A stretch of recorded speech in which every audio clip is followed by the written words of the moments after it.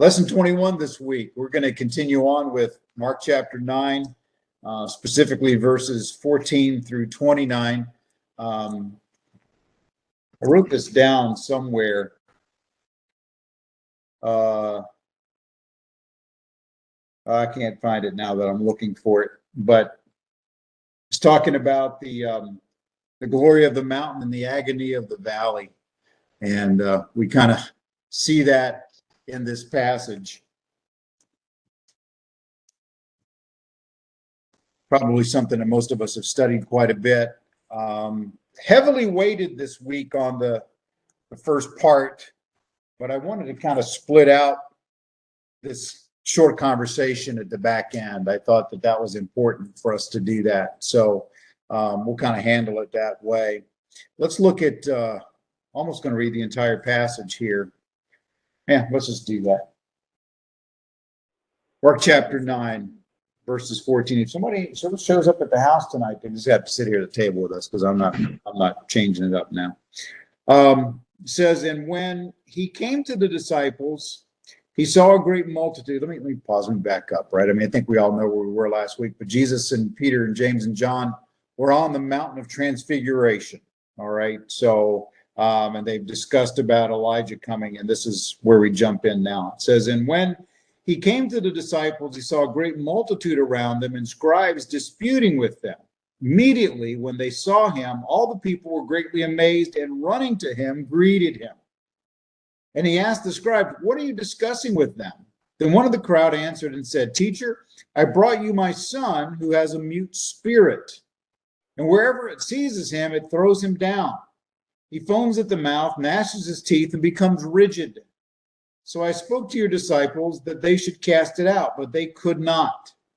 He answered him and said, O faithless generation, how long shall I be with you? How long shall I bear with you? Bring him to me.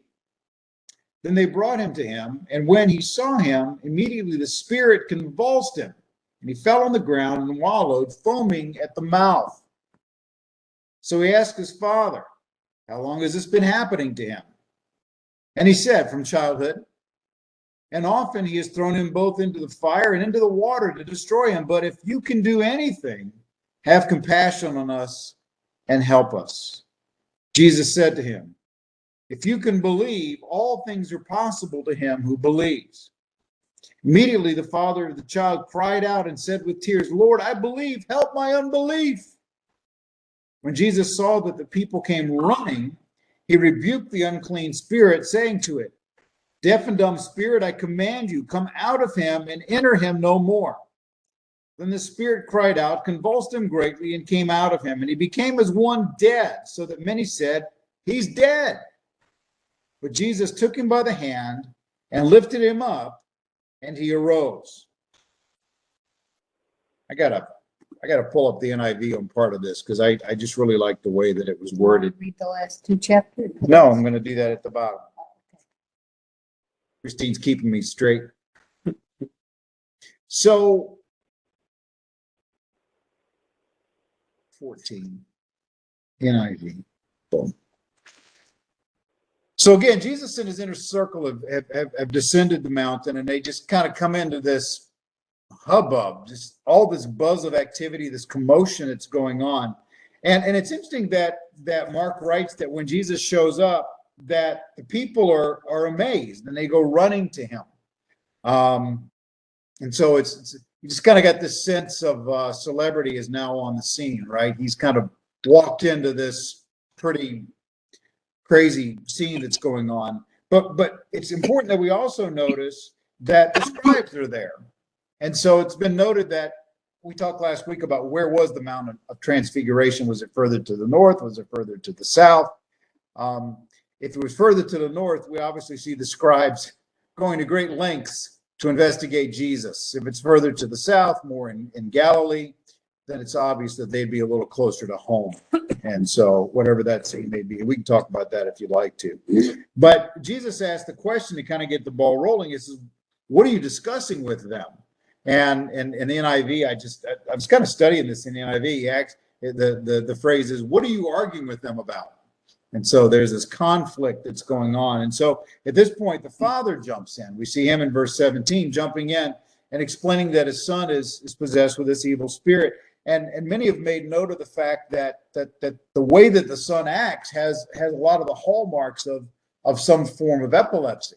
And it's kind of interesting, I think, sometimes, and maybe you guys have read this before, that they try to play off the evil spirit thing and saying, well, this is actually something that's known. But I like the fact that at least one or two of the different commentators I read on this said, well, it's fully possible that you could have epilepsy and be possessed by a demon. But really, it's, no problem with that, for what it's worth.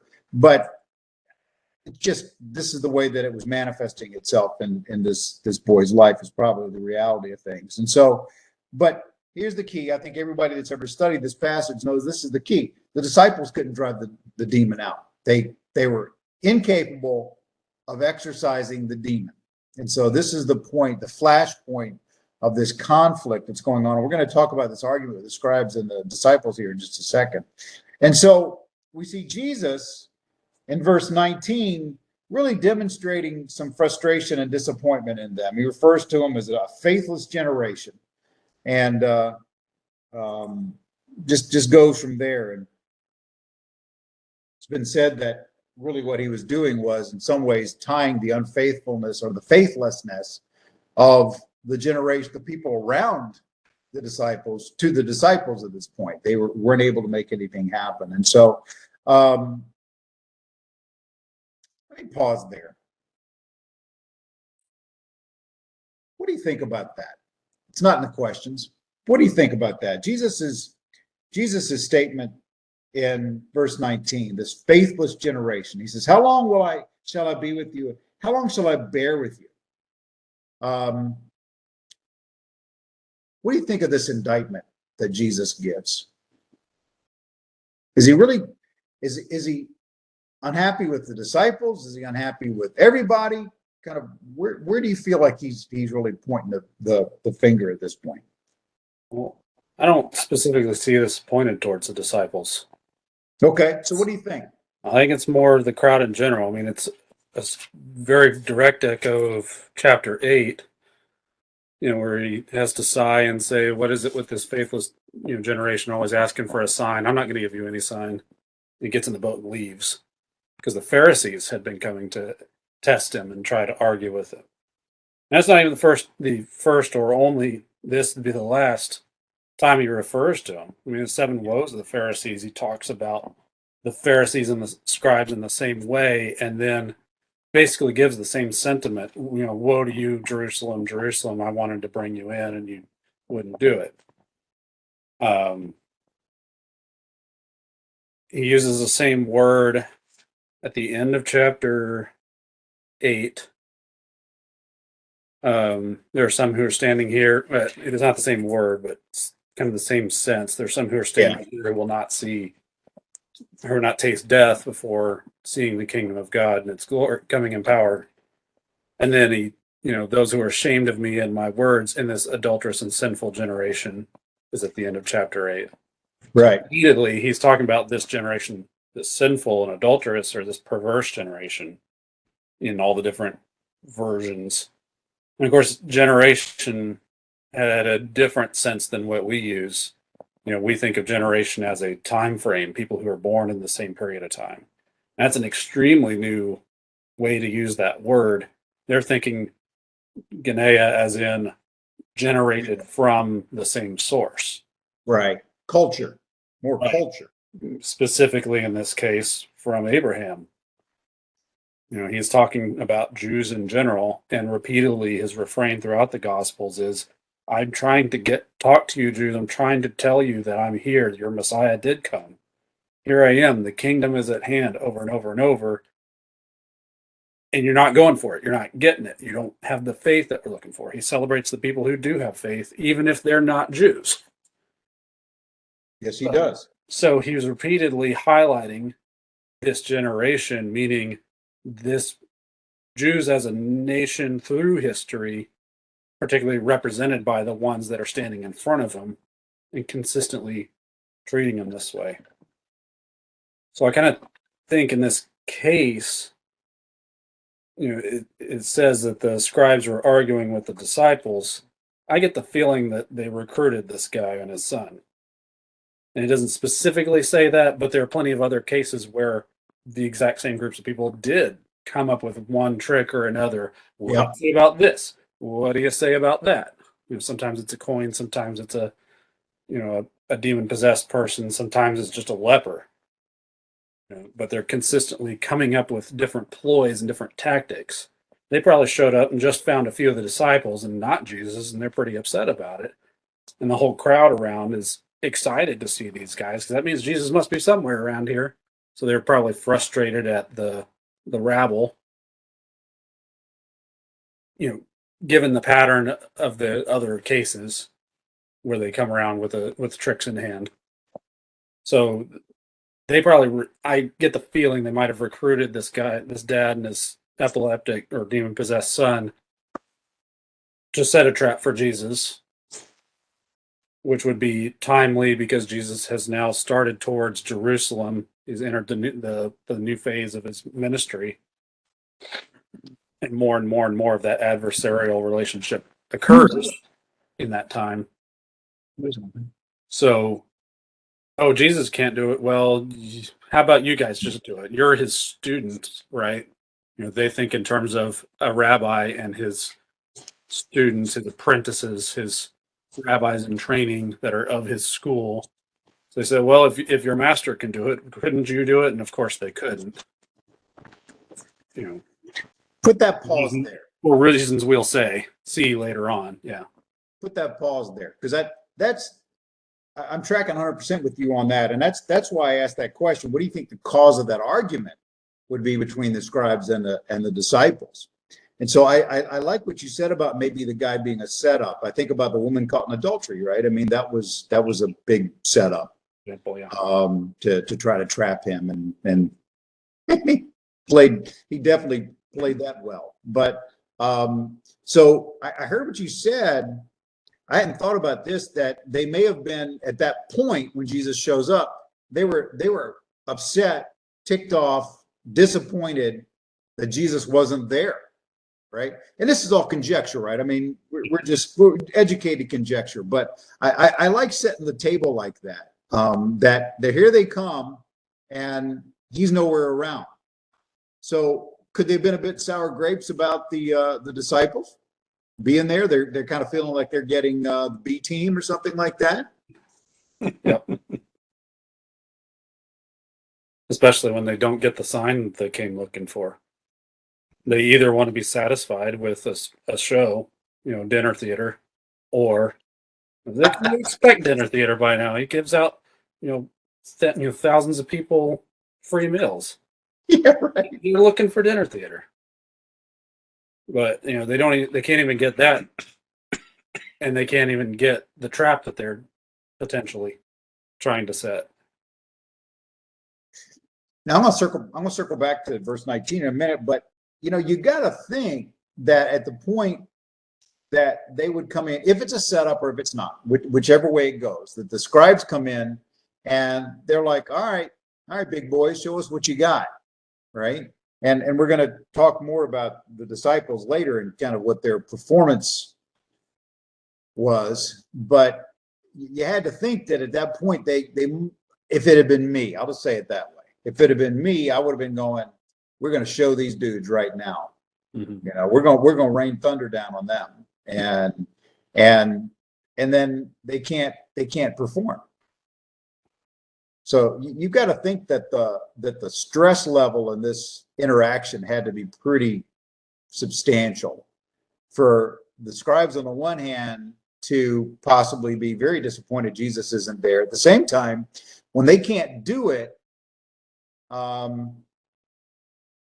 they've got to be mocking these guys at that point, right? They have got to be the priests of Baal. over them.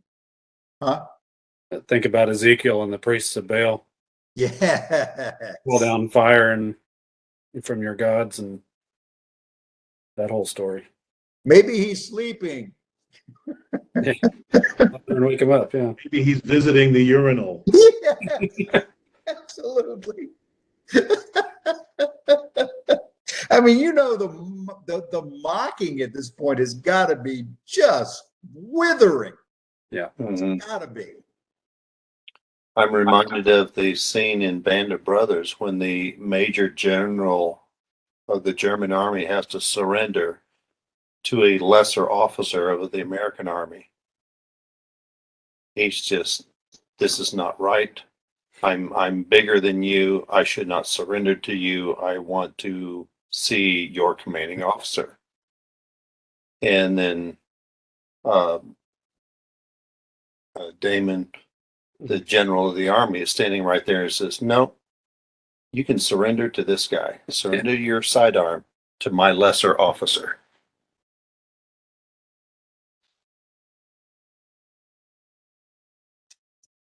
Not happy.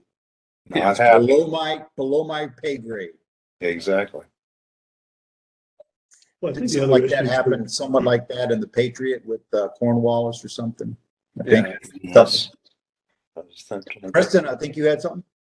Yeah, I think that Trent's on track, looking to, the Bible is really silent on kind of what we're talking about right now. But I think if you wade into this hullabaloo the way that Trent's conjectured, I think there's some value that, because when we go a little bit further, we're going to experience these guys talking about who's the greatest.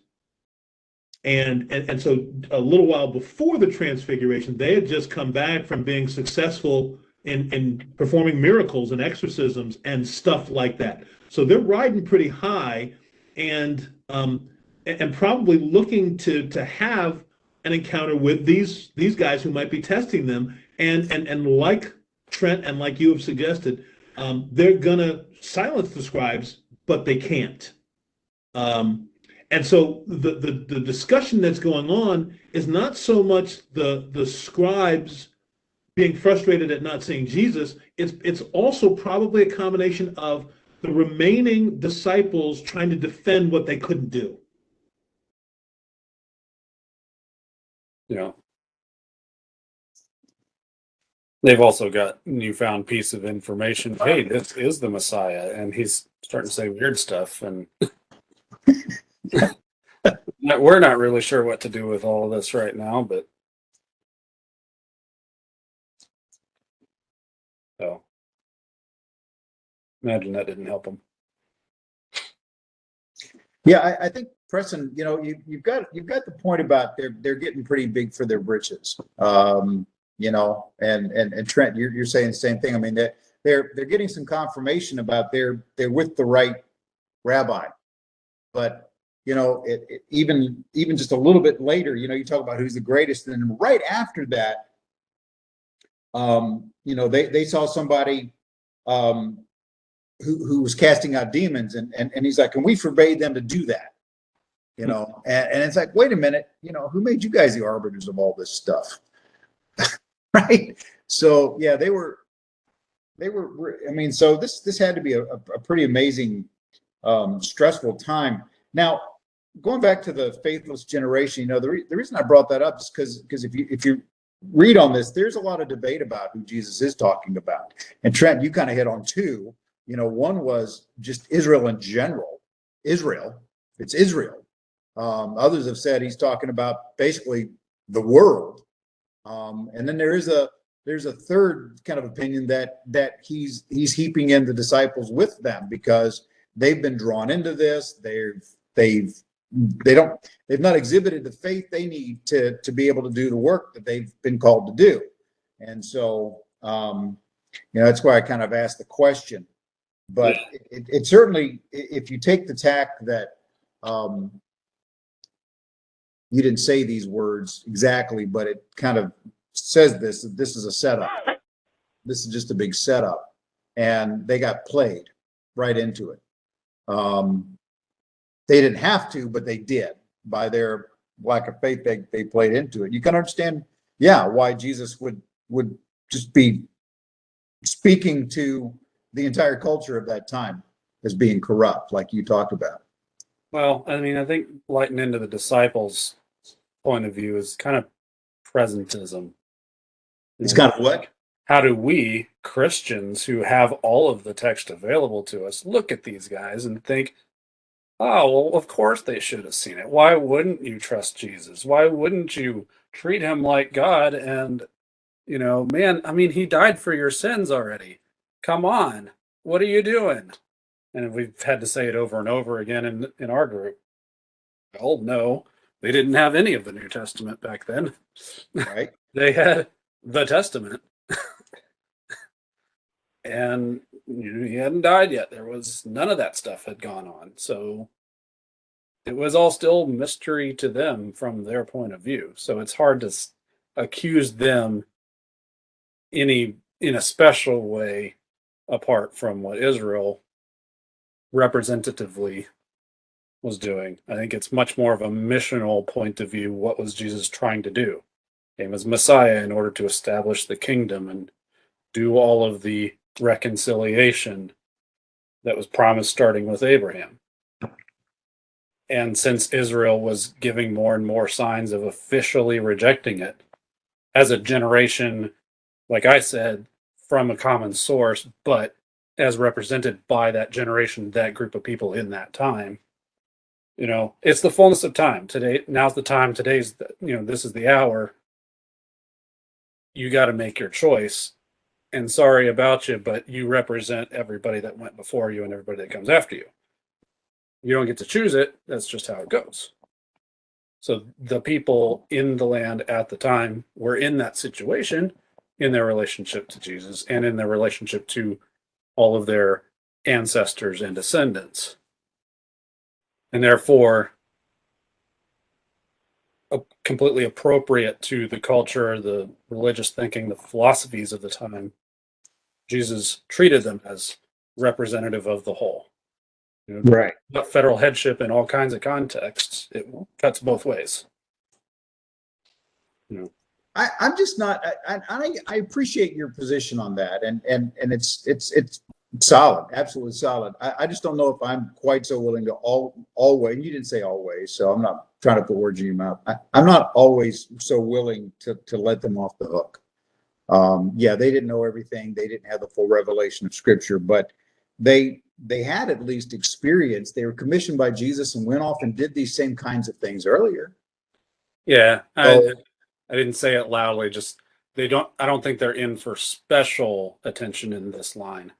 They're just as much a part of their contemporaries. okay, all right, I'm buying it. They should know more than everybody around them does from their immediate personal experience. However, there's only so much context that they can put that into.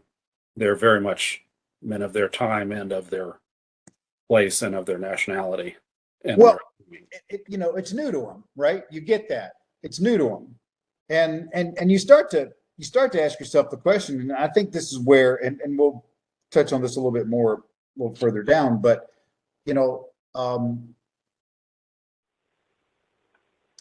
it's kind of like that old TV show, which is probably too old for you guys, The Greatest American Hero, where the guy got the special suit, but he didn't have the instruction manual, right? And so he was just kind of wading through it and testing it out and finding out as he went. Now, obviously, Jesus was instructing these guys, but I think where the reason I bring that up is sometimes that guy could do the same thing and the suit wouldn't do the same thing every time, right? Because he didn't quite understand what made it happen. And so, these guys figured, well, I did this and it worked, so it's to do that every single time, and that's not the way, because they didn't understand fully what was empowering that act. Or you could even say, well, the last time we did it, Jesus told us to go, and he's not here to go this time. So maybe I didn't do it quite right. So yeah, I'm with you on that. So we're not beating them up too much, but they own some of it. Yeah. For context, though, I think the rest of the sentence, how much longer must I be among you? How much longer must I put up with you? I think is missional in the sense of contrast this to his prayer in Gethsemane. Sure. This is about to happen and let this cup pass over me. Like, okay, now at that point, when it's time to go, he's like, okay, the human side of me says, let's slow down a little bit here. Let's think, so to speak. Here, he's almost like, okay, I've given up on that other stuff. It's time for the cross. Can I just get there now? How much do I have to deal with this anymore? And I'm reminded of my old friend, Psalm 35, the sparkling water psalm. How long, O Lord, will you look on? Rescue my soul from their ravages, my precious life from these lions, and so on and so on. That's the one where, my eyes have seen. Right. You know, and it's all over the Psalms. There are several of them that are laments. How long, O Lord, will you wait? How long, O Lord, will you turn your face from us? How long, O Lord, will you stand by while these people do these terrible things? And he's not quoting a particular psalm in this case, but he's certainly using the vocabulary that would have been familiar to everybody. How long do I have to deal with this stuff? You people are coming up, particularly the scribes, but the scribes as representatives of the whole it is supposed to be the centerpiece of the kingdom, the chosen people. And this is what they keep coming to him with. They're faithless in obvious ways, but they're also actively and antagonizingly faithless, which is in some ways worse. So if we were on a debating team and you were on one side of the room, Pastor Bruce, and hopefully Trent would be on the other side, and I would join Trent's team on this particular issue because, and I'll tell you what, I think there's a justification here. I think that he is including the disciples, but maybe not for the exact same reason. I think the federal headship discussion, there's some legs there. But I think maybe what he's admonishing those guys about, I mean, I think he's talking to everyone that is Jewish, that represents today while he's on earth when he says this. But he's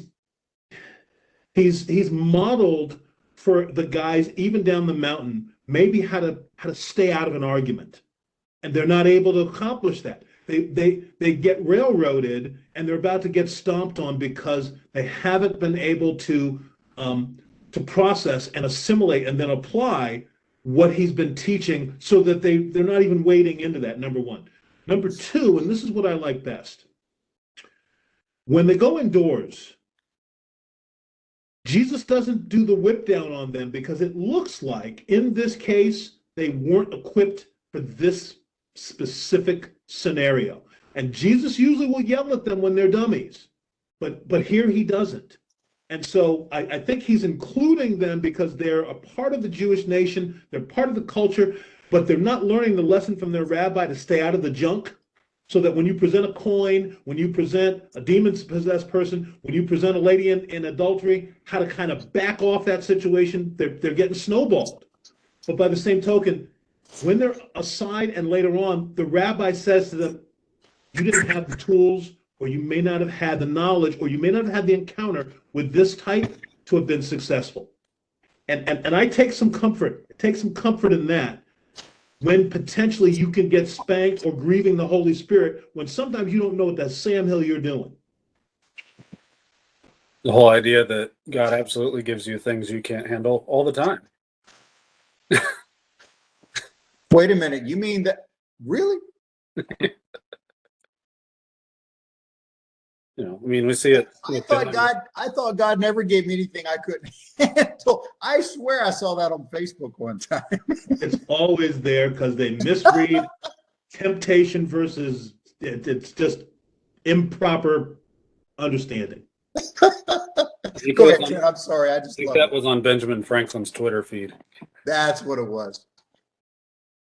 From 1937. I think that's when he said that. Yeah, because Lincoln said you can always trust everything on the internet. Right, exactly. No, I was just going to say there's several other cases where Jesus puts the disciples specifically into completely unhandleable situations. Unmanageable situations. Several times in boats. Several times with demons. Several times with large crowds that need food. There are tons of cases where he does that over and over again, and it's a different lesson each time, a different facet that he's shining a light on. And Trent, when you say this, see that this is cool, and I think it illuminates this point. When you're talking about those scenarios that Jesus puts these guys in, typically those situations are about faith. The answer here is not faith, it's prayer, and then potentially that addition, prayer and fasting, which also suggests almost a regular condition for Jesus that those guys haven't yet figured out how to practice. Yeah. Well, that leads to something I didn't put into questions, and I could have, and I was contemplating this as I was preparing the lesson, and it's like he took Peter, James, and John. I mean, these guys were the inner circle, right? They were the leaders of the three packs. So he went and he took their leaders too, their small group leaders, and they all went away. So so you have to ask yourself the question: was this all a test to start with? Of course. Right. So, I mean, he kind of knew it was coming, right? So, and because it's always been the question. We probably talked about it last week. I just don't recall, why Peter, James, and John. I know we did. We talked about that.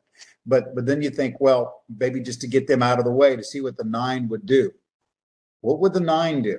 Because the 9 were going to have to do stuff too. They weren't always going to have Peter, James, and John either. Yeah. And so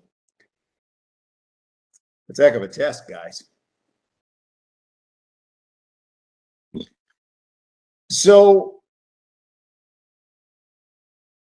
they bring the boy, and Spirit's just wailing on the kid, right? I mean, he's got him and he's frothing and rolling around and the whole 9 yards. And so Jesus asks him how long this is going on, and pretty generally, pretty universally, everybody's like, just a really cool picture of Jesus's compassion, that in the midst of this, he stops and asks this question, to get the Father engaged, to be able to understand, what his situation is.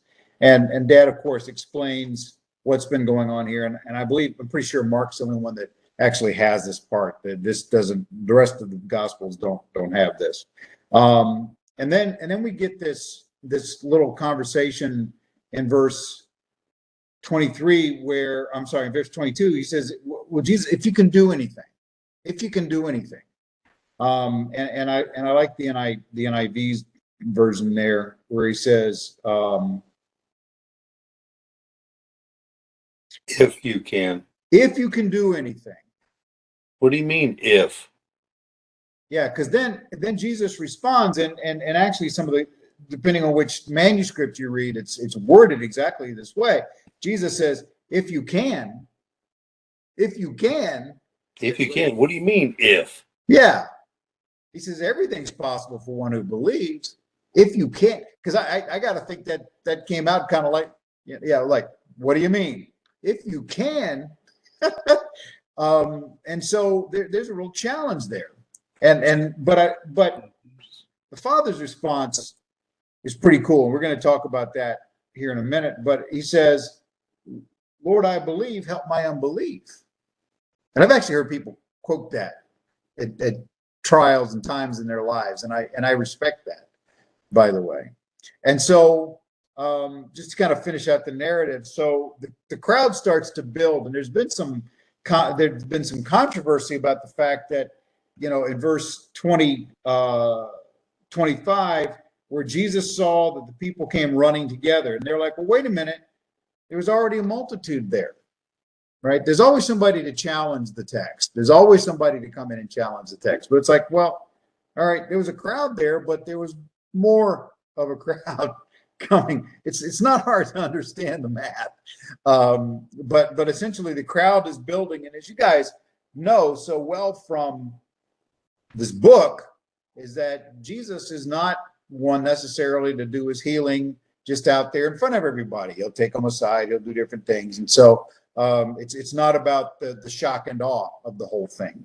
And so the crowd's coming. So he commands the spirit to leave the boy. And in the aftermath of that, he shakes him so badly that the people think he's dead. And there's been some commentary about the fact that maybe he really was dead, but the wording isn't there for that. But Jesus basically takes him and lifts him up and he's on his feet, and ostensibly he's now been rid of this evil spirit. So we already talked about the cause of the argument, so that's pretty good. And you guys may not agree with me on this, so we can jump over the question, but these guys were not able to drive out the spirit. And so the dad is kind of shook at that point. And so I just asked the question, what ways can our failures hurt the faith of others? Is that even a reasonable question to ask? In what way can our failures hurt the faith of others? Can they? I would say in that case, it's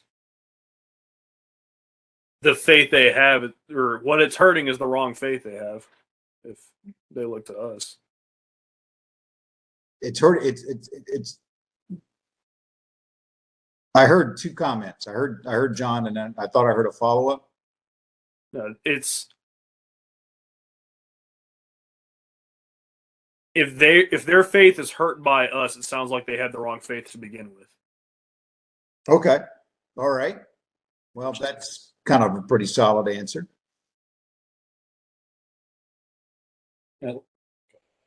Or if our faith is weak, does that draw a question into their faith? If we are not able to represent Christ, does that not create question in their mind? Yeah, I think that's the sense. You guys The were, disciples couldn't drive out. They were expecting the disciples to be able to drive out the spirit, but they couldn't do it. So the people were like, wait, what? I thought you could do this. Are you not who you say you are? you guys been walking with the rabbi for 2.5 years? So That's it what's- depends. that's It what the depends how you fail. Huh? It depends how you fail. Depends on how you faith fail. No, Fail. how you fail. fail. All right, go Yes. give me commentary on that. Sure. Now, this is a very mature standpoint, but if you're going to fail, sometimes the way that you do that is, number one, to be proactive, to let folks know what it is you're struggling with. And number two, to have them in some ways anticipate an outcome. And if you're mature, it's going to sound like the three Hebrew boys getting placed into the furnace. And here's how it sounds, because I'm right there with what Chris is saying. It sounds like this. Jesus is able to deliver me. Jesus has taught me how to do this. And if I succeed, then that's his thanks that he gets. But if I fail, it's because I've tanked. And the three Hebrew boys, what they do is they say, God is able to deliver us from this, but even if he doesn't, that's not going to stop our faith, even if he doesn't come to our aid. So I'm going to attempt to succeed here. I'm going to attempt to produce here. And if I don't, that's on me. But if it does, give glory where it needs to go. And we don't always do the right, we don't give a preamble when we endeavor to do. And sometimes what happens is we fall on our faces. And then not only do we look like jackanapes, but then Jesus looks like a jackanapes. The Holy Spirit looks like a jackanapes too, because we're not good ambassadors. Literally bearing false witness. Well, yeah, Or bearing Right, 'cause poor you're- witness. because you're saying, well, God led me to do this, and I fell on my face. It's like, well, wait a minute. Let's go back and analyze that. Were you indeed in His will? Were you empowered by Him? Did anywhere along the way, did you get in the way? And They were expecting you to fail. They wanted you to fail. And when you did fail, you proved their point. well, there's that too, right? And that's the challenge in the Christian culture today, is that we've got people watching us all the time, and every time anything, leader, singer, writer fails or takes their own life or becomes a homosexual or anything, name the list, right? They're like, Falls "See, short of our expectations. told you, told you." But that goes back to John's point, is that they've got their eyes on the wrong one. I wasn't thinking so much about that. I think that certainly is the case. I think though, with Preston, what you're mining around on is that idea of within the body, within the church, especially those who are leaders, those who are looked up to, have got to own our stink when we think we're the greatest. Yeah, I was going to use the word represent until he did it. Yeah, he But I brought was that word thinking- straight up, baby. Yeah, I was Yeah. thinking more, not can you represent them, but is how do you represent them? You don't really get a choice of whether you do, but it's how you do. You get some sense, not to jump too far ahead, but the disciples ask, why could not we cast it out? Sure. Who asked you to do it? Yeah. Whoever said you could, we still do the same things. I mean, there are entire denominations that think, well, I'm saved. I have no more sin in my life. I'm now perfect. And they're usually the first ones to make a fool of themselves in front of everybody. But, Everybody. it's so many of the high profile flameouts we've seen, particularly lately, but throughout Christian history, it's the old pride goes before a fall story that it's somebody that kind of takes on that sense of their own authority, which they're happy about the position that they've been given, which they think involves some attainment. And so since it's already going so well, I might as well keep rolling until they can't anymore. So it's you don't get like I said, you don't get the choice of whether you represent it, so you got to decide how. But another good point that came out is that other people sometimes are just going to have their opinion. Done. I talk occasionally about the parable of the sower, and Who? What? Which one? I don't think I remember you talking about this before. but you're occasionally going to have people that just don't want nothing to do with it. You're occasionally going to have people that have unpredictable responses to what you have to say. The people who are, on the rocky soil that grow quickly but don't have any root versus the ones that grow up among thorns, they have all the nice things. I don't think of those as sequential so much as they're one side of the straight and narrow path or the other. They're worldly in one of two directions. Either they are excessively depressed by worldly oppression, or they're excessively overjoyed by worldly indulgence. And the true path is in between those two, ignoring the worldly influence completely. So while they're all Christian, while they're all believers and saved and have all the everything that the rest of us have, and most of us fall into one of these pools at some point. If you're too depressed by worldly oppression, you're going to misinterpret the things you see in someone else's representation. If you're too impressed, overly excited about worldly enjoyments, you'll be mistaken when you see somebody represent Christ effectively or ineffectively.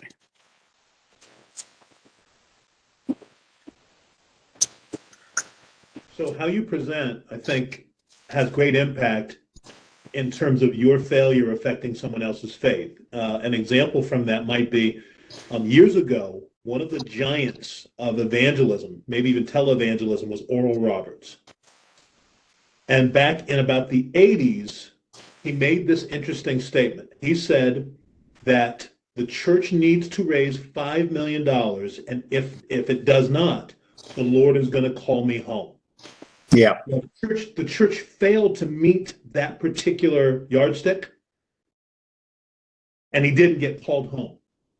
But what it did is it then people began to mock this guy's ministry. And where prior to that, Oral Roberts Ministries was a powerful, moving, evangelistic machine that seemed positively geared for kingdom business. But after that, it became a laughing stock. And then folks affiliated not only with the ministry, but the school, all of those things kind of went into a downward spiral where they were crashing and burning. And a lot of folks were affected in the fallout, in part because this guy didn't potentially represent himself and separate his own desires versus what it was that God was really able to do or wanted to do or support through his ministry. And when he crashed and burned, there were a lot of folks who were caught in the fallout. What about a different way of hurting others' faith? Not necessarily to diminish it in their own minds, but to perform unwitting changes to their faith. Think about, for an example, how about a William Miller, the Baptist preacher back in the 1800s, did him some back of the napkin math and came out with the rapture is going to happen in 1844. Sure. They didn't go away. They're called the Seventh-day Adventist Church, and they're one of the fastest rising, most ascendant denominations in Christendom. I'm not saying that they're entirely wrong and they're all horrible people, but I have some disagreements with some of their theology, and especially some of their implementations. I think they're, especially on the political side, with what they try to do with what they believe. But you could say the same thing about Joseph Smith, who went way off the rails. But you could say the same thing about a nice guy that's got a really great smile in a basketball arena and a couple of private jets. Well, he's not doing anything horrible. He's not particularly unsuccessful at the things he sets out to do. Am I entirely convinced that he's done a lot of exceedingly positive benefit to people's faith across the country and around the world? I have concerns. You mentioned Oral Roberts, and I'm reminded of Tammy Faye Baker and Jim and Tammy. Jim Baker. You know, raising money for God, and who were they really raising money for? Yeah, but is it better when you have people who are in the same crowd, like a Kenneth Copeland, that their show is still running?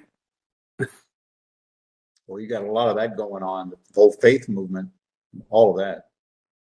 Yep. Well, as you guys were talking, I mean, I remember watching Jimmy Swaggart stand up there and testify in front of everybody how he had failed them, and the news media takes a hold of that. A lot of these things you guys have talked about. Preston, I remember Oral Roberts so well because I had a friend that got his degree from ORU and, was just mortified. I mean, I kind of just went through that with Liberty University with Jerry Falwell Jr. acting like a idiot. Has besmirched the college, quite frankly. It's hard to say what kind of collateral damage comes from all of that sort of thing. Certainly, it's certainly in my mind. I think where my thought on this question came from is that there was a certain respect for the disciples because they were Jesus's main guys. I mean, they were maybe not the inner circle, but they were the inner circle.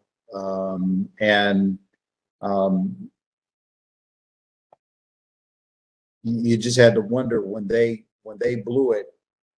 This dad who'd come to the faith healing meeting hoping to get his kid healed, didn't happen. And fortunately, Jesus showed up in time. And again, if this was a teaching session that Jesus had set up ahead of time, then his timing certainly was perfect. But I think you guys have shown that essentially, if one is motivated incorrectly and their failure is not, if they don't own that failure, then you can cause a lot of trouble. I have a counterexample. Okay. If there's time. Well, a few years back, 500 or so, there was a member of was it the Medici or the Borgia family who had found his way into the papal office. Leo II decided to take the richest bank account that the church had ever possessed to that point in history, completely empty it out, primarily on building what's now St. Peter's Basilica in the Vatican. And he realized his financial miscalculations and other economic inefficiencies that he had wrought. He decided to revive the practice of selling indulgences with all the corruptions that were fairly similar to what the Pharisees were doing in Jesus' time in a lot of ways. And he kind of annoyed a certain young lad, a monk who was a small town professor in a no-name German town. And look at all of the revival of scripturalism and accurate teaching, or at least attempts at accurate teaching, and renewed faith, diminished worldliness that have descended from that. I mean, even the Catholic Church underwent several periods of Reformation trying to correct themselves because they realized how horrible they had gotten and needed to do something. So even in a massive failure, a lot of people were actually helped by the situation. Well, I like that, and I think that you could probably draw that line to a lot of the the great revivals and awakenings that have come on where or even this. I mean, think some of the denominationalism that's occurred, right? Is straight out of that situation.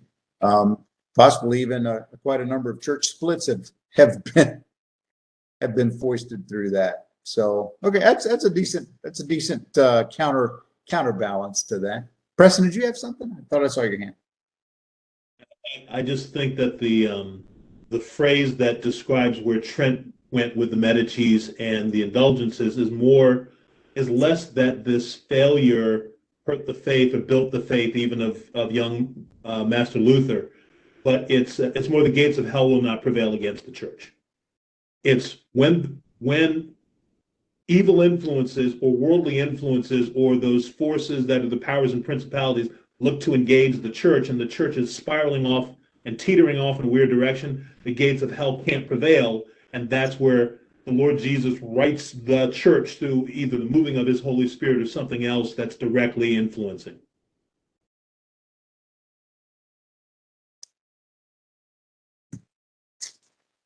Any response back from the other team? I mean, certainly the table had already been set. Erasmus had come out with his improved translations and set academic Christianity on the path. But Thomas à Kempis had come out with the Imitation of Christ that inspired Erasmus and Luther and all the others. But Anselm, 200 years before that, had completely formulated the idea of justification and overturned the whole concept of soteriology. All of those tables had to be set in advance so that this one significant but acute historical occurrence could then be used to great positive effect. In the grand scheme of things, sure, there are a lot of negative spin-offs, as there always are, but the bulk of the effect was to the good. I'm digging that. Excuse me. So, getting back to the question. So, verse 23, Jesus says, in my translation, if you can believe, all things are possible to him who believes. So who knew, and I'm talking really at that point. I could ask it a couple of different ways, but who needed to hear and understand what Jesus was saying there? Who was that to? Do you think? Was it I guess I'll ask it easy way. Was it to the dad? Was it the disciples? Was it to the crowd? Was it everybody? All the above. I think it's everybody involved. The dad needed to hear it because he needed to reframe his thinking in terms of faith, rather than just take pity on me and help me out. Because that was his very Jewish response was, oh, just have pity on me and fix the situation. Right. And he says, no, we need faith here. But then, of course, he's going to bring this to the disciples privately later. You need faith. He's going to point out that faith is expressed through prayer. Don't lean on your own understanding, but in all areas acknowledge him. Right. But he's also talking to the scribes that started this whole mess, because they wanted to just see some signs. It's the same song and dance that he's dealt with all along the way. They just want signs and wonders. They don't really care what the message is, and they don't. Who cares about believing something we can't see? We have the weight of all the things we have seen. That's all the evidence that any of them really needed to formulate their ideas. Saying no, you got to believe something in order to find the possibility.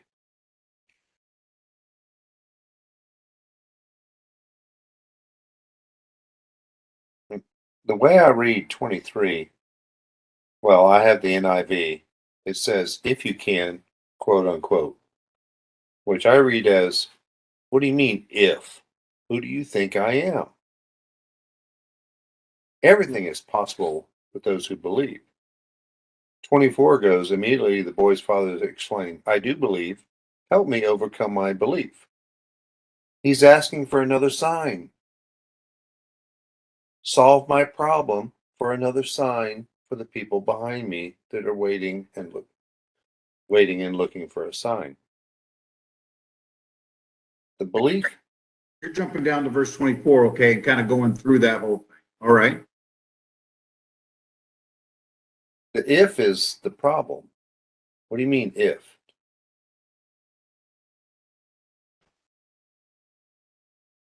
People don't believe, the scribes don't believe. Jesus doesn't think even his disciples believe. Like he's saying, why are you asking for something you don't think is going to happen? Right.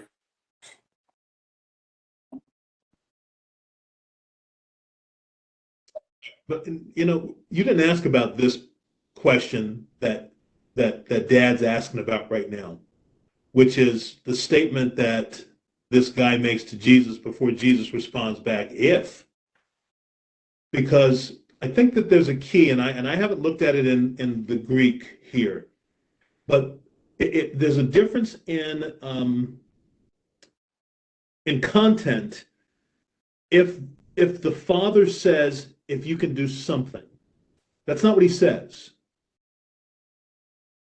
So when I hear him say this, I hear him saying it almost like this.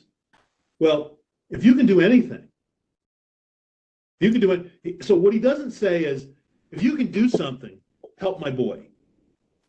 He says, if you can do anything, then render help. Now, oh, I see. So you're saying it from the standpoint, if the truth is that you can do anything. Yes. Not, you're approaching it a little different. Okay, I got it. Okay. Yes. And so so that leads in, for me at least, the thinking about the father's request later. So that leads me to understand when he then follows it up by saying, help my unbelief. Because this is what church people struggle with all the time, is that I'm so close to the parable of the, I can't even say it right now, but this is where people, they have an experience that's godly. Let's go Timothy. They understand a portion of God, but they kind of don't understand its power. But they've been touched by it. This is this guy, when I read this. He understands something, but he doesn't know the extent of what he understands. And then his response to Jesus is one that's almost humble, that says, I don't know what to expect. Could you just help me through this? Because what he says at first is not kind of like the folks in his hometown that say, well, you can do something, help out. That's not exactly what I get here. What I get here is, you can do anything. Help my boy. If I can do anything. And that's where Jesus, his response is. So I would love to have this discussion, in a big church setting that wasn't chaotic, because I don't know this for certain, but that's how I read this, because then the Father's follow-up to me makes better sense. I've not dug into it into the Greek on it, but in all the study that I did, I didn't see anybody approach it from that flavor. It was more like, well, if you can do a brother a solid, do something. I mean, it's really more like that, as opposed to, well, Jesus, I've been hearing that you can do anything, because then that makes it more of a challenge than it almost makes it more of a challenge than it does, can you help? And it speaks to the fact that the Father has some assumption of what Jesus can do. Now, I don't know. I don't know. We might be slicing it a little too thin, Preston. I'm known for sunbeams, so take it away, John. Good, John. I had another thing to point out that I noticed between NIV and King James and NISV. It's like New King James and International Standard all say, if you can do anything, have compassion, or have compassion, do anything. NIV says, if you can do anything, have pity. Right. I feel like the difference in asking for compassion versus asking for pity would also set up word's hard. Would change Jesus's tone as well. It may. I think one of you guys was talking about that earlier, how that's very much a Hebraism that they would have been used to. I was just looking to see. Splagnius is. Yeah, NASB has pity too. And NASB is going to be as close to the original as you can be. So. Other way. You guys are having some heavy conversations there. So there's something else there. It's not far out, especially with what Preston was saying. And I don't want to overblow this by any stretch, but Please. in order to get somewhere with it, verse 22, I think there are some significant and kind of philosophically significant words that he uses. I think remember, they're Hellenized, so there's some Greek flavor to a lot of what these people are going to say. It's interesting to me that he points out it's often cast him into the fire and into the water to destroy him. Yep. Well, we have pictures of that at each end of the Bible. First, there's the cataclysm, the flood, and then there's the ekpyrosis. Everything's going to get burned up.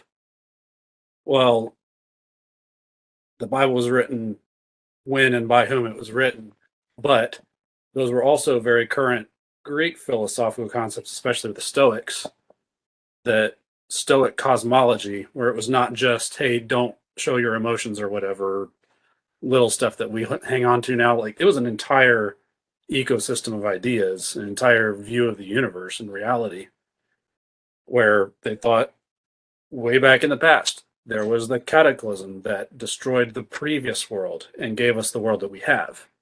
And sometime in the future, all of this will be burned up and come out of the fire, the new world, the perfect end state, ekpyrosis, out of fire.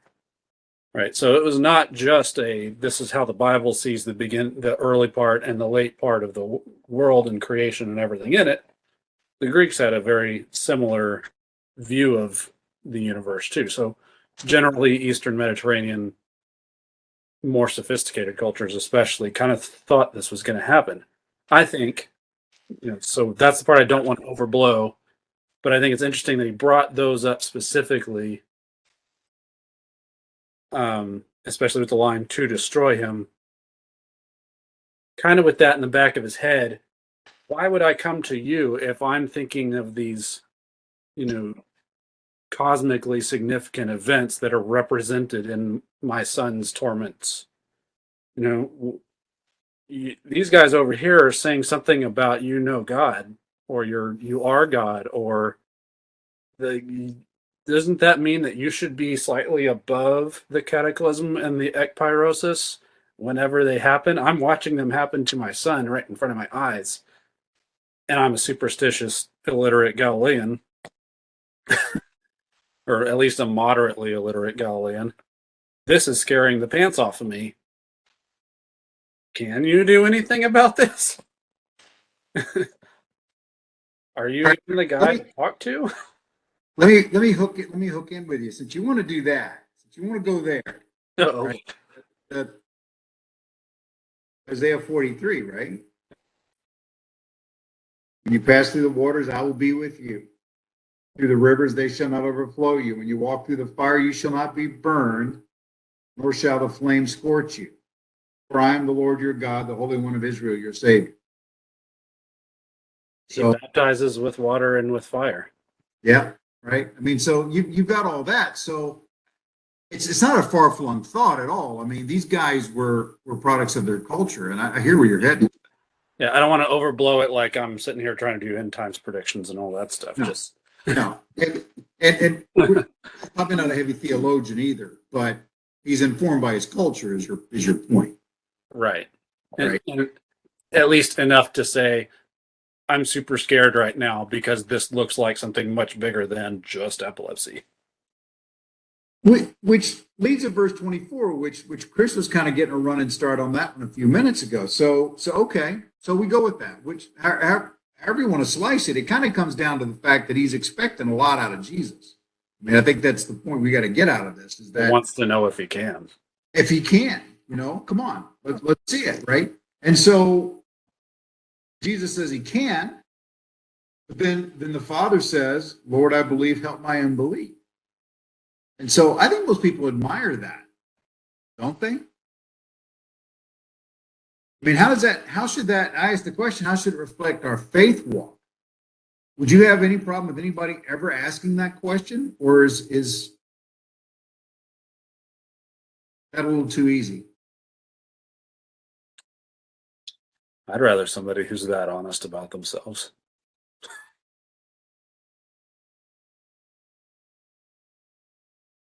I mean, my read on that is, right, and I mean, we've got a guy who's on very likely on the outside looking in as far as Jesus is concerned. He wants his kid healed, right? I think you guys have all hit on that tonight. He's looking for a solution to his problem. And Jesus seems to be the one, but now he's thinking maybe you can, maybe you can't. And Jesus is saying, I can. So now he's saying, well, okay, I believe you, but I don't believe you that much, which is the way I read that.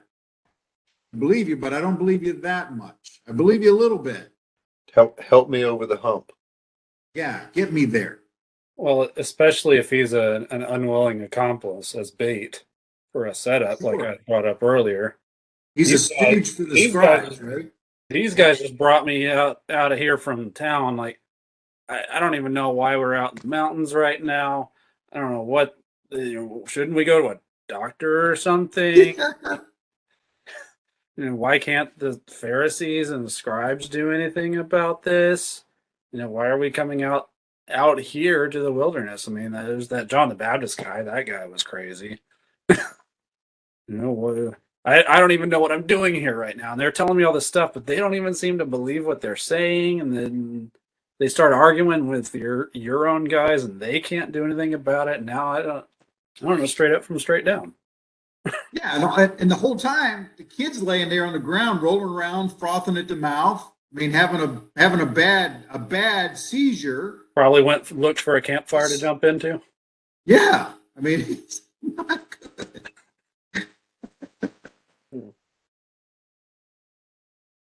Yeah, I've always admired the question. I mean, I'd like to think I'm always loaded and ready to go with all the faith I need to get me where I need to go. But to be able to admit to the Lord, Lord, I believe you, but I need more for this situation. I need more for this. Help me get there. I kind of get a different read from this. All right, go ahead, John. I kind of get Proverbs 3:5 from this. Okay. So, like, trust in the Lord with all thine heart and lean not on understanding. Yeah. I read that and I do believe, please help me overcome my unbelief. So I do believe he trusts in the Lord and then he's not leaning on his own understanding. Please help me overcome my belief because I can't get there on my own. Yeah. Yeah. Preston says he's from Missouri. I don't know what he means by that. In what regard you're from Missouri? What do you mean? What you got a life or what? The human perspective is typically, I need to be from the show me state. Oh, you mean people like that? I see. Okay. When Trent says, I appreciate folks who can be that candid. Yeah. Sometimes there are people, and I think most of us are like this when we operate and we're honest. You need to show me. You can only tell me so much, but then you need to put up or shut up. And the funny thing is about the scripture, there are a lot of instances where Yahweh actually promotes that kind of interaction and says, okay, I'm going to show you. So it's not far-fetched to take a look at this Jesus encounter and then to consider all the things that are possibilities that we talked about. And this guy going, through this whole encounter, I've seen you come down. I understand there's something about you. If you can do anything, help here. Yeah, I believe it, but I don't know what that means. Can you help what I don't get? I'm cool with this guy if that's where he is because I think he's confounded. I think he's confused. I think it's loud. I think it's noisy. I think he's concerned about his kid. His wife may be somewhere by. I think that this is a raucous situation, and the guy's just having a rough moment. The fact that he's got enough clarity to have this exchange with Jesus, I think is pretty cool. He's being honest. Yeah, he is. It's refreshing in the midst of all of this. A lot of manipulation that's going on, quite frankly, possibly. I've been right where he is. I mean, I've been in places where I thought I was in God's will, and I kind of get something, blow up in my face. And I'm like, all right, Lord, please explain to me why I thought I was doing everything right. And now this is going on. And I understand all the trials and, all that stuff in life. And I get it. But it's like, this one, I need some help with. I need some help to get to your point, Chris, to get over the hump on this one. I'm not liking this one. So I believe you a whole lot, Lord, but let me put out a fleece. And if the ground's wet and the fleece is dry, but you know what? I know you did that, but hold on a second. How about if the fleece is wet and then the ground's dry? How about if the fleece actually can suspend above the air and then the ground itself is? I mean, Gideon has to go through 3 iterations before he goes, oh, okay, you really are who you are. Can you stick around and eat a meal? Can you do these other tricks? And Yahweh indulges this idiot. So it's real easy to just kind of do what it is that Trent says, is to look at these guys and go, they should know they're in the presence of the Son of God. They're idiots, like we are. And the same kind of struggles that we have with, I think the Lord's leading me in this direction, and then he's not. And you're going, well, I thought I believed, but now my whole faith has been disrupted because that's not the direction that the Lord was guiding it. I guess I didn't know how to follow the Holy Spirit the right way. All of this stuff, all this doubt stuff is what we deal with every day if we're honest. I like this dude. All right, so we're giving Dad plenty of a thumbs up. All right. Let me do the last couple of verses so we have time to talk about this for a few minutes. So it says, when he had come into the house, his disciples asked him privately, why could we not cast it out? What a great question. So he said to them, this kind can come out of nothing but prayer. And the New King James says, and fasting. So I've got this in the notes. It's pretty universal that most believe that the and fasting was added in some of the later manuscripts, that some of the earlier better manuscripts don't include it. They don't include it in Matthew. They don't include it in Luke. It's added somewhat later. And the reasoning behind that is that fasting had become a very important part of the early church, and so they wanted to include it in that. You can take it or leave it, but essentially, some of the more important documents, so the manuscripts just say this kind can come out of nothing but prayer. Okay, so I'm gonna go with that idea for now. So,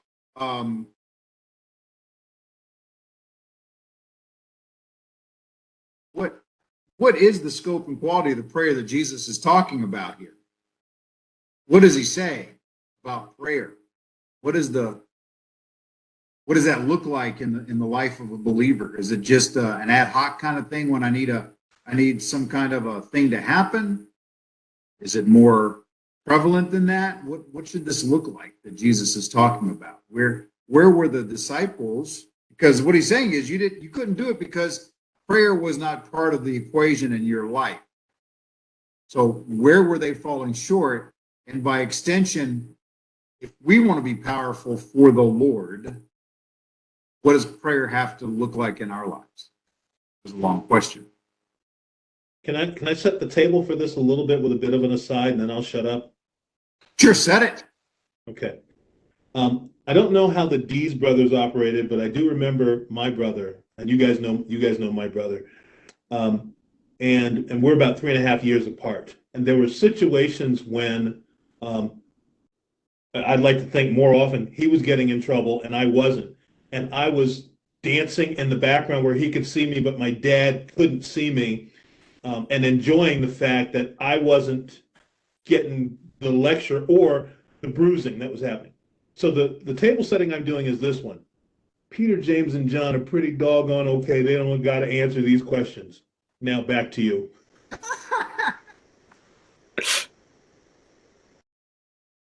Oh my gosh, that's so funny. They're over in the corner going, neener, neener. Okay. I saw both of them.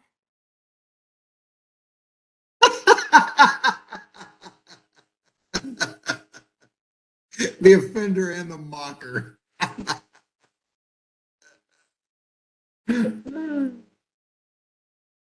Preston's dad probably did too. Truth be known. I'm intrigued by Jesus' response. This kind. Yep. He knew what kind of demon there was.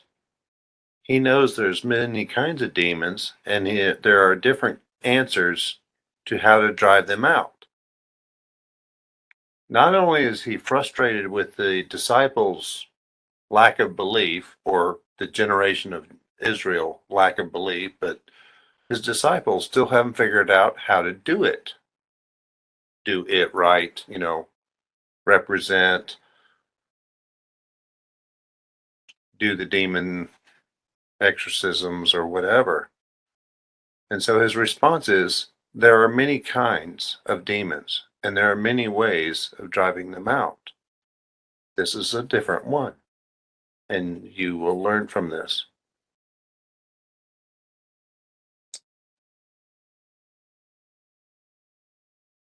Okay, so you see it As a teaching moment. as qualitative.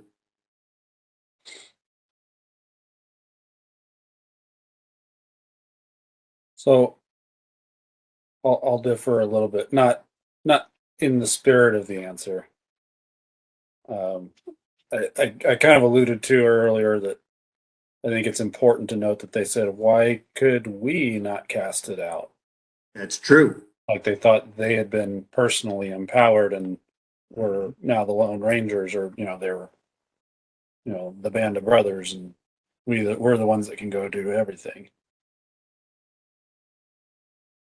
And so I've got the Greek side by side here. So just looking at it, tutotogenos, this kind, it's the same word as genea, genete.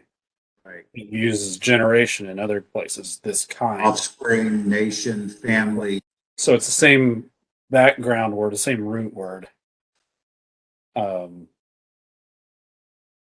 So maybe he means specifically this particular brand of demon.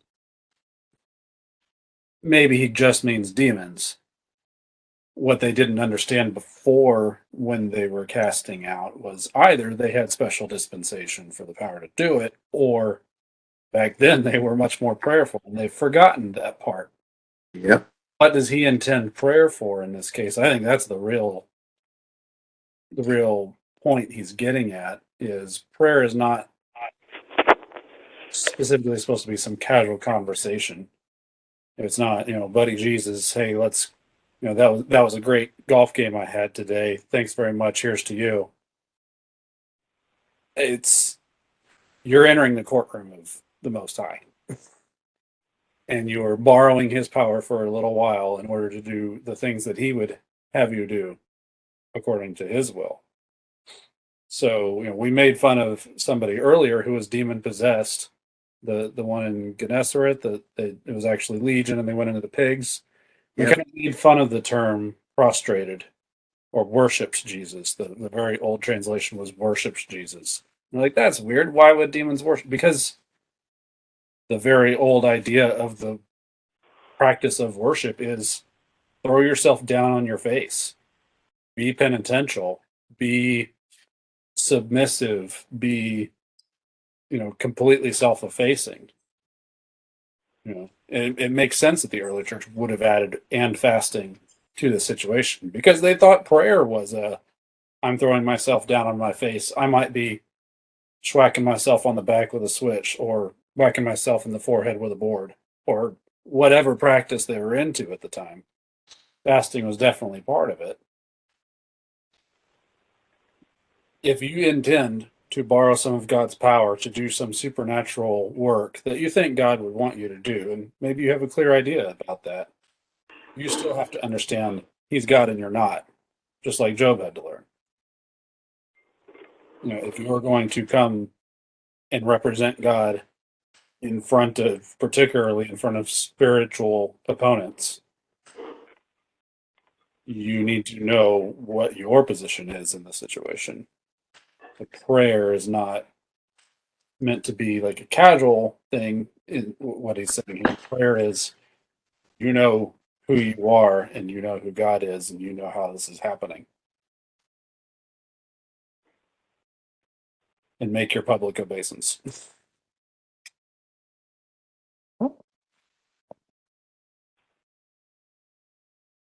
Okay. So, not to take us too far off into the weeds, but it's interesting that Matthew adds a little more where he talks about having faith as a mustard seed. And he said, you'll say to this mountain, move from here to there, and it will be done, and nothing will be impossible. So it seems like, at least Matthew's gospel, takes just the casting out of a demon, right? Takes it out into a larger picture of kind of speaking back to where, because he doesn't have the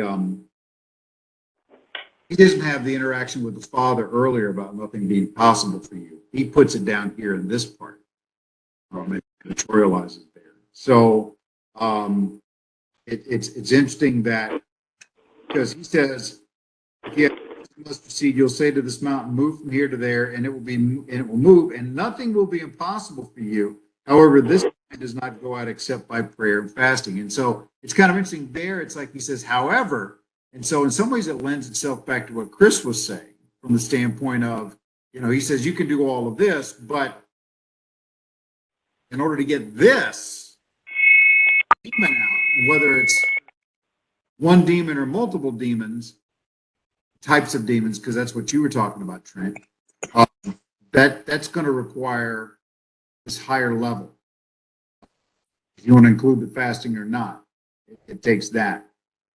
But I guess it really comes down to how we look at the word, and then that's where you were, Trent, how we look at the word kind. What do we see that as?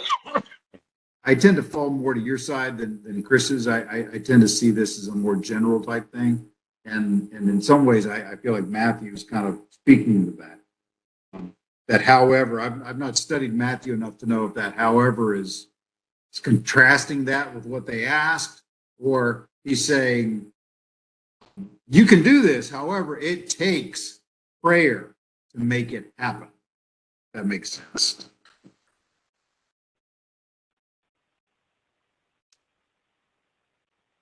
This is a neat and interesting encounter. And I say that maybe with a mind for some of us that are cinematic buffs. Nowhere in the scriptures, but especially through Jesus' ministry, do we see a system that's in practice to remove or exorcise demons. And I say that because for those of us that have seen The Exorcist, or we've seen The Possession of, or Emily Rose, there's a whole catechism that's put into place in order to exorcise the demon. And that's one of those things going back almost to Trent talking about the rise of Martin Luther pushing against the Catholic Church.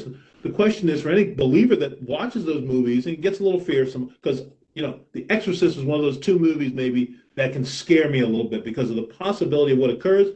But then where I start laughing is the two guys come in and they're completely ill-equipped to do the job because they don't do anything that Jesus does. They come in with a whole bunch of ritual and a whole bunch of system and a whole bunch of hoke, and they don't at all recognize the scope of what Jesus tells these guys. And so I say that almost with a little bit of tongue in cheek to recognize this. Part of the reason that we have the fun exorcism movies we have is because if those guys went in rightly understanding the scope of what to do, the Exorcist movie would be over in the first 5 minutes of the movie. Right.